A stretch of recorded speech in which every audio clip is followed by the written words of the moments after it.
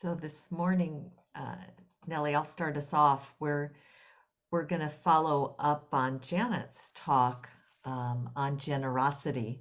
She started off a topic that is a deep tradition within the Buddhist communities, within meditation and Dharma practice.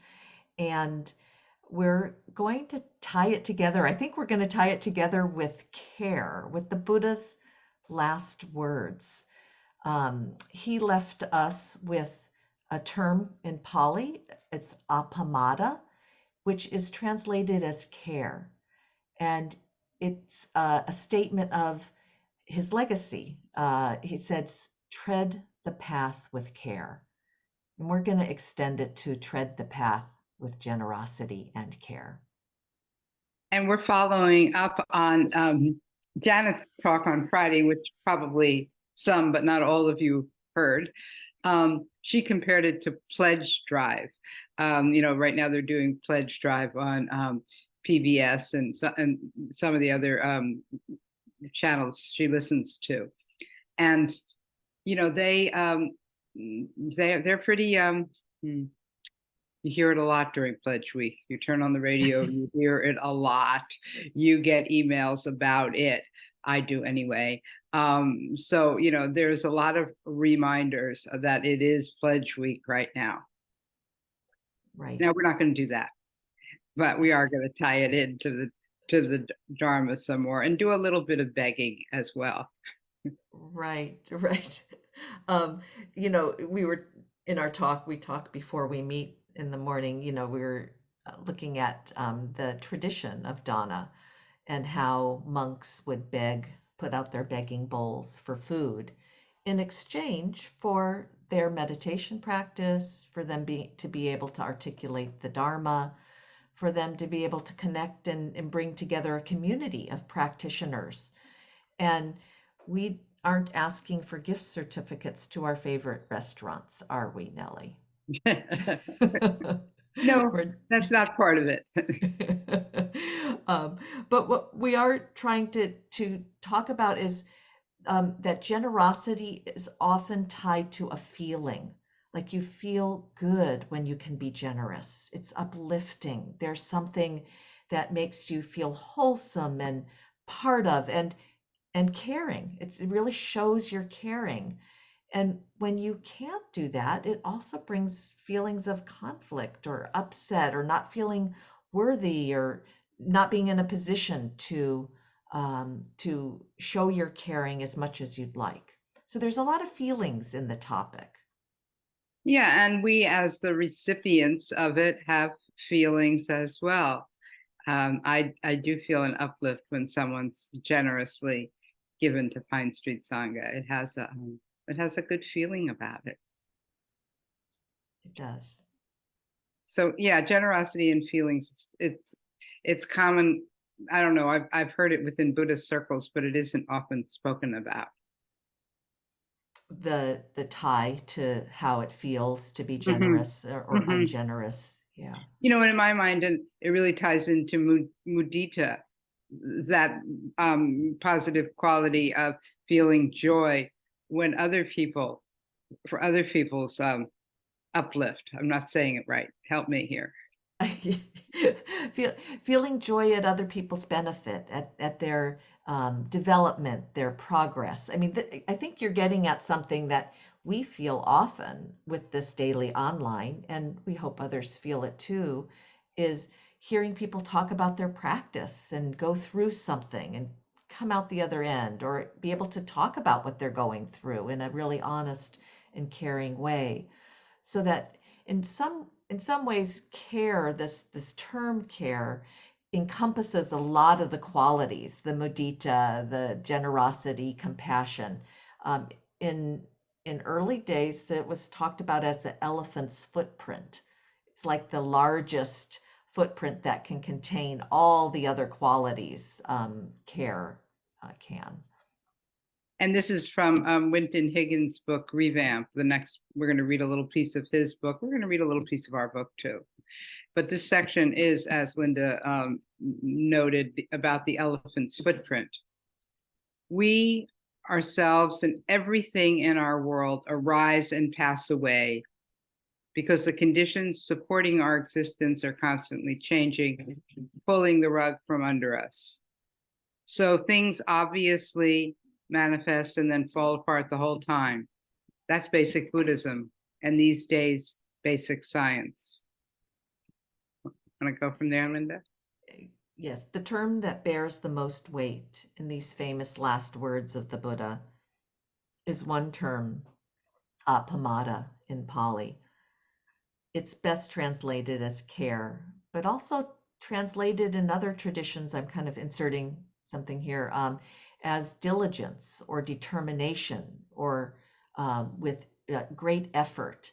So this is a really different translation to go to care, something that it's, let's see, just as the footprints of all living beings that walk fit into the footprint of an elephant, so care is the one thing that secures all kinds of good.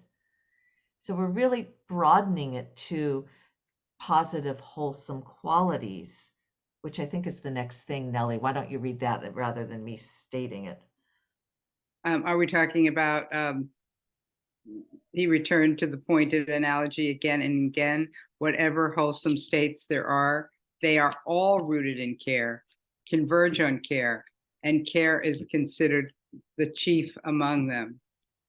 But I want to kind of segue back to something you added in there, Linda, which is that this appamada is sometimes translated as diligence, and maybe that is closely related to generosity as well. It does take a kind of diligence to discern where you want to be generous, what are the places in your life that you want to give to, then actually doing it, like, you know, whatever, getting that money or there's so many people who are generous in this daily online that make it happen too. I mean, you know, the hosts do a lot of work here and the other teachers do a lot of work. This is a very generous effort on many people's part. Right. And then going in that direction, I can see determination also being part of it, like the determined to give to the communities we care about, and that type of, like you said, follow through, but also in a sense, intention to me. Determination has a kind of intention to give here and not there, you know, or here so this can flourish. Right. Yeah. So I think I'll start reading from our book now. Okay. So we do address generosity in the book. We call it Another Positive Development is Dana, which is the basis, by the way, that this online group runs and most everything we do teach runs.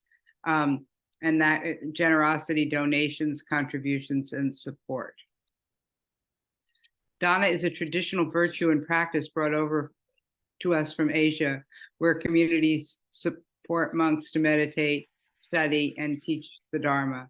Support comes in the form of food, but also other necessities like batteries and socks given to monks during their daily alms walkabout in the neighborhood with bowls in hand, or temples on ceremonial occasions. But there's no honor in begging in our secular Western world. Both of our sanghas operate on a version of dana, of what we call suggested donations, a way for community members to contribute and give back, hopefully with gratitude. A sustainable generosity leads to a happier life. Generosity comes close to unselfishness. Someone showing generosity is happy, again, that feeling thing, to give time, money, food, or kindness to people in need. Generosity is about more than cash and stuff. When you're forgiving and gentle, you embody generosity of spirit. When you restrain your certitudes, you offer more room to others to explore their own understanding. This too is generous. Generosity brings happiness at every stage of its expression. I wonder if you're not happy, is it not generosity then? If you give and feel really bad about it. Anyway, okay. We experience joy in forming the intention to be generous. We experience joy in the act of giving itself. And we experience joy in remembering when we've been of help. Happiness never decreases by being shared.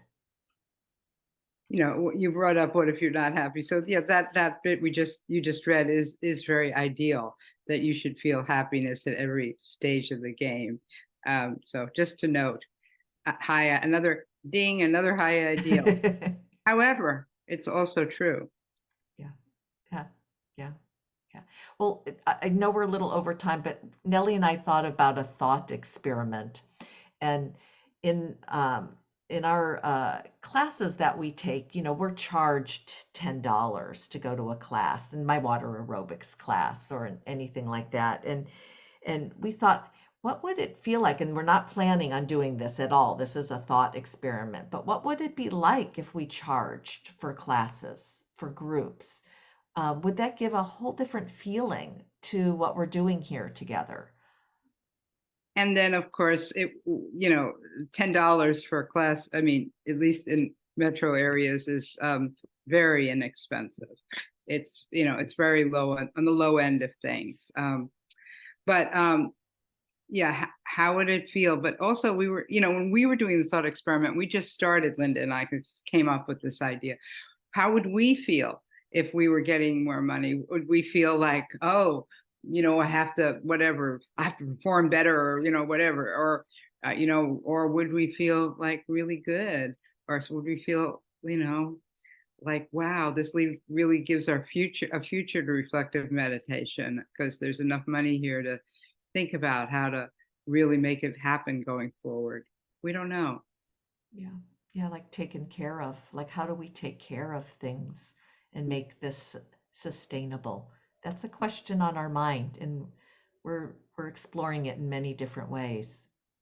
And would you feel better if you knew the cost of the group, if it was just clear cut? Or would you drop out because that's not something you wanted to give? What would that be like for you? Many other possibilities. Yeah. Okay.